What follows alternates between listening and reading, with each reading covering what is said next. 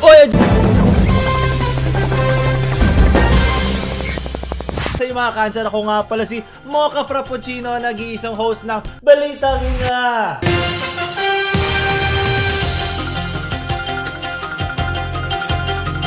Pilipinas #1 sa Pornhub. Catriona Gray, Slow-Mo Queen. Ang gas is out. Tandong is in? Hotdog! Nandito tayo ngayon para malaman ako may init na balita sa nag-iisang legit na fake news site ng Pilipinas. So, sabi nga, countries with most time spent per visit on Pornhub. And kung makikita nyo, tayo ang #1, nalagpasan pa natin ng United States and South Africa. 2 buong minuto ang diferensya. Ayon sa aking research, meaning, nag-search ako ng ilang minuto sa internet. Kala nyo ba pumunta ako ng library? Huwag na tayo maglokohan dito. Galing yan sa bagal ng internet natin. Kasi kung sinabi naman yun, time spent per visit, hindi watch time. So yung pag-load lang ng mismong video tayo naubos. So hopefully, tinake into consideration ng Pornhub to. At sa mga anghel dyan, mga tulad ko na hindi alam ang Pornhub, yan ay isang research site din na ipinaiira lang biology at mga iba't ibang parte ng katawan ng mga Pilipino at kung paano sila nag-interconjugated connection together to make beautiful life and beautiful sensory functioning to receive the pleasures so that I will not be Englishing anymore because it is hurting my nose. So ayun, tignan natin na meron dito data na sinasabi ang mga top searches ng Pilipinas. Alam nyo naman tayo sa Balita Kinga, kailangan natin ng kaalaman at basang-basa na ba kayo? #1, syempre, Pinay.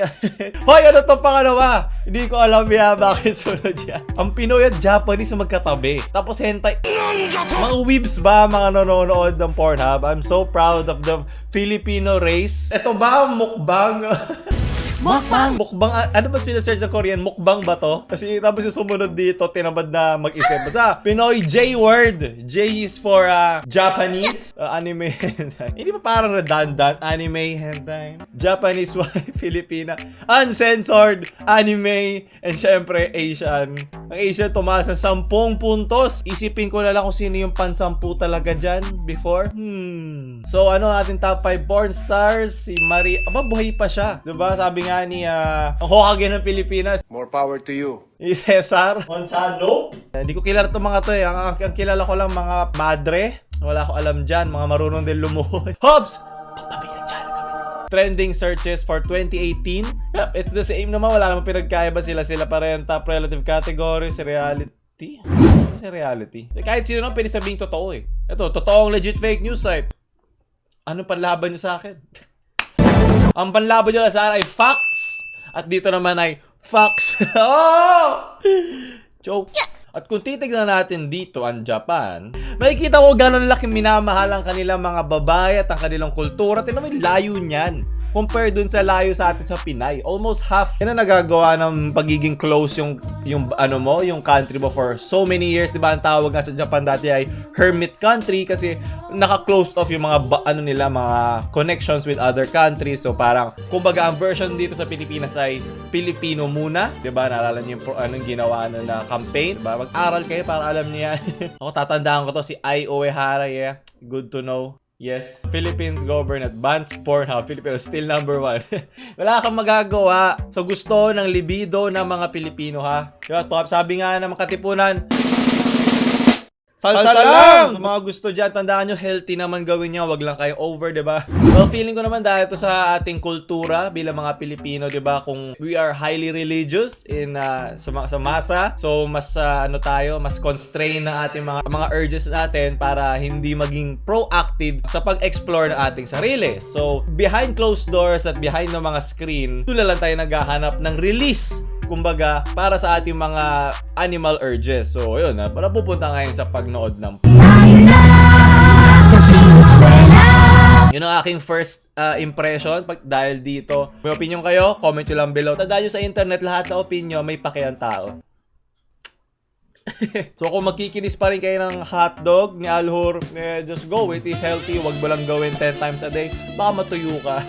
At syempre, di ba, gender equality. At sa mga nagtatalop ng kanilang mga prutas dyan na babae, good on you. That is healthy for you. Basta wag lang kayo papabuntis ha. Mga teenage pregnancies, tigil-tigilan nyo na ha. Mahirap na ang buhay. Huwag na kayo dumagdag. Gawin nyo lang pag handa na kayo. Hindi handa lang itlog mo, ha? Sulod na balitangin na! Wow! Galing, no? Kala mo yung slow mo, pero pati naman yung likod. Same pa rin eh. Galing, what the fuck?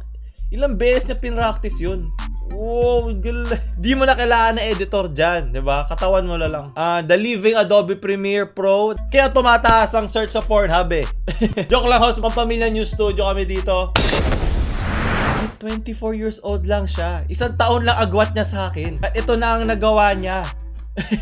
Miss Universe 2018 ako. Mr. YouTube Channel 2018 na hindi naman most subscribed. So please mag-subscribe kayo sa channel ko. Para naman meron akong mapagyabang sa magulang ko. From Madam Lucy.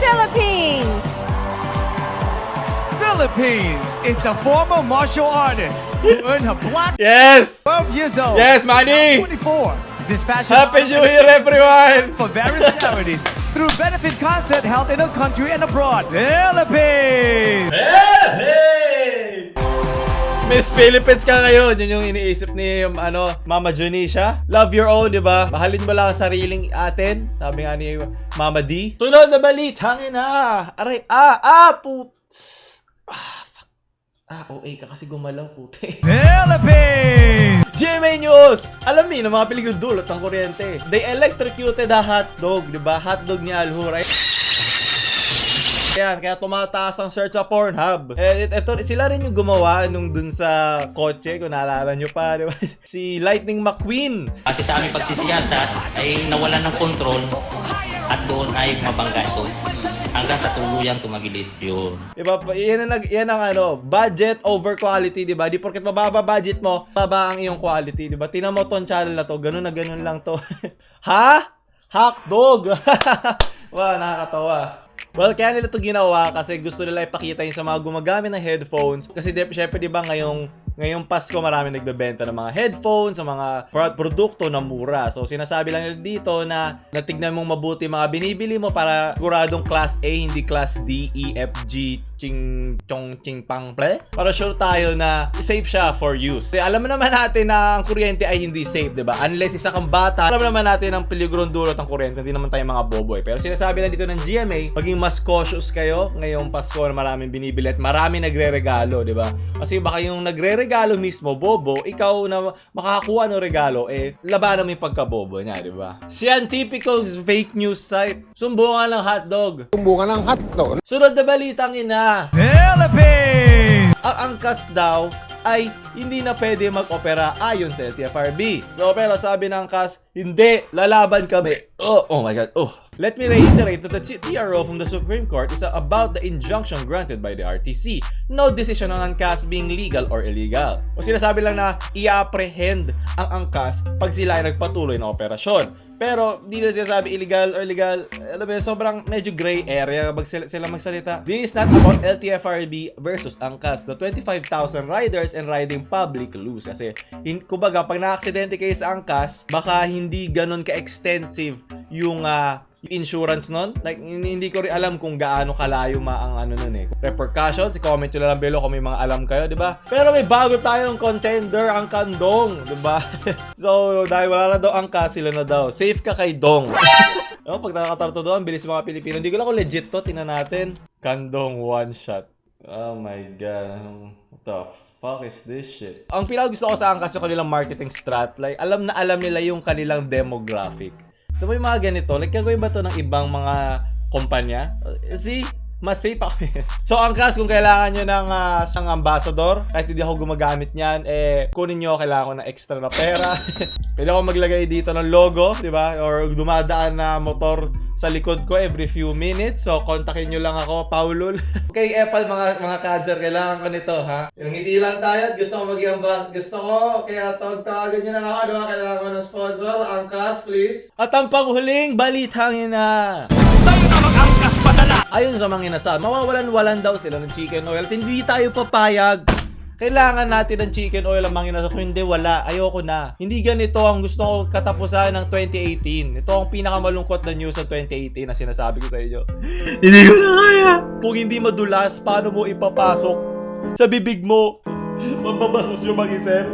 Pumunta na kayo ng Pornhub. Hindi ko kayo kailangan dito. So, doon tatapos ang balita. Ang nag-iisang legit na fake news site. Ako ulit si Mocha Frappuccino. Ang wala na maisip. So, maraming salamat ulit sa mga nanood. At syempre, mag-incognito window na kayo. Pumunta na kayo sa P-Hub. P-Hub meaning Paulul. Kala nyo hindi tamang pamilyang news site tayo dito. Baka nakakalimot kayo. Mocha Frappuccino. Ouch. Ang isipan sasayan o agam. Siniskwela, siniskwela, siniskwela, hey.